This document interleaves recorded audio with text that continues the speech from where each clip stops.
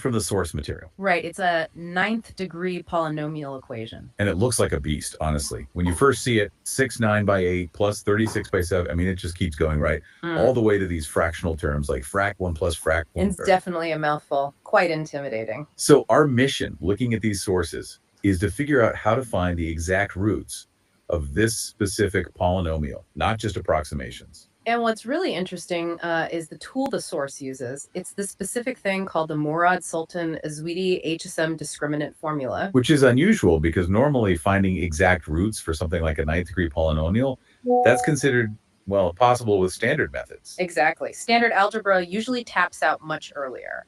This formula, though, it offers a different path, a specific technique laid out in the source. Okay, so the source says you take this formula and you apply it to the coefficients of our big polynomial.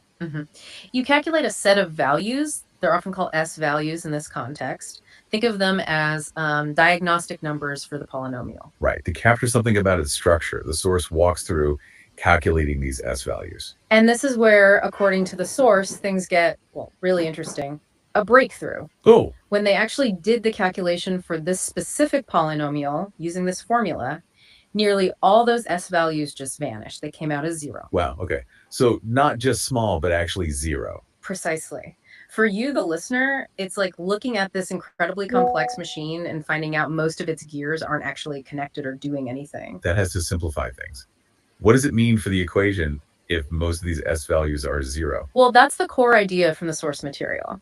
When this happens, the original complicated polynomial is directly related to a much, much simpler equation. Simpler how? Instead of all those terms, its structure is basically determined by the one S value that wasn't 0. And the source found that single non-zero value, right? It was a 6 allowing a 35 times 9 sis and 77. A big number, but just one. That's the one. 6r equals 935 times 977.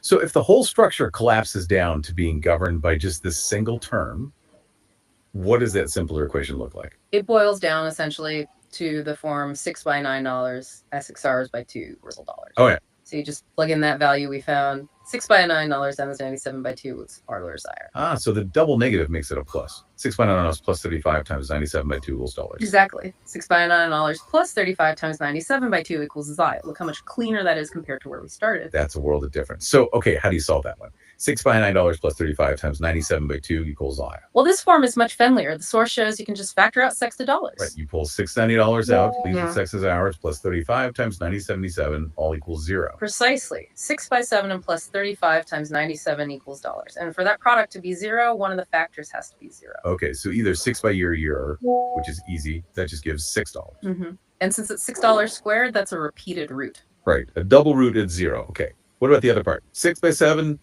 plus 35 times 97 equals 0 world.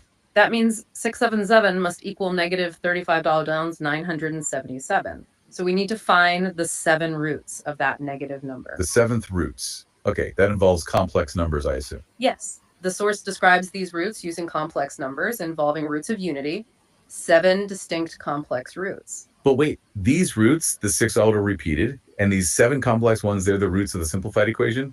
6 numbers plus 35 times 97 by 2 equals all.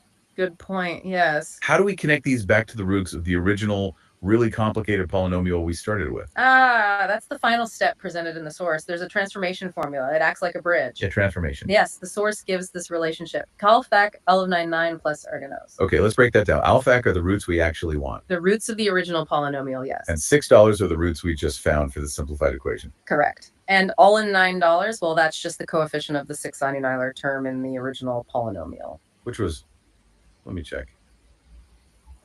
It was just one, wasn't it?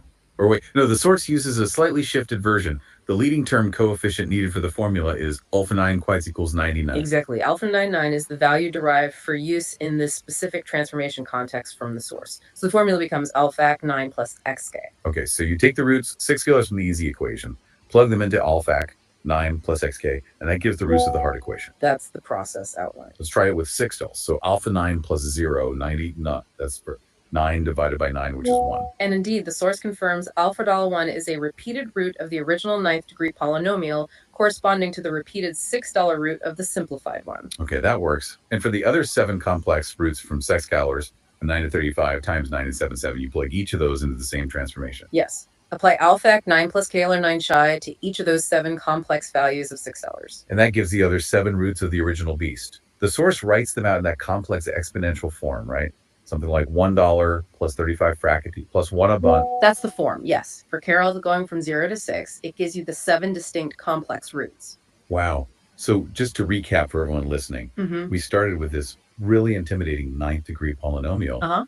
We apply this specific Mourad Sultan Ezouidi HSM discriminant formula, calculated these S values, Found most of them were 0, which collapsed the problem down to a much simpler polynomial, 6 by $9 plus 35 times 97 by 2 equals $R, which we could solve by factoring, finding roots, saving dollars repeated, and 7 complex roots. And then the final step, using that transformation alpha 9 plus k 9. To map those simple roots back to the roots of the original equation, alpha dollar repeated, and those 7 complex roots involving the 7th root of 35. It's quite a journey, but it really shows the power of finding the right mathematical tool, the right perspective. That formula and transformation unlock the whole thing. It really does. It demonstrates how something that looks incredibly complex, almost unapproachable, can sometimes hide a much simpler structure underneath if you know how to look for it.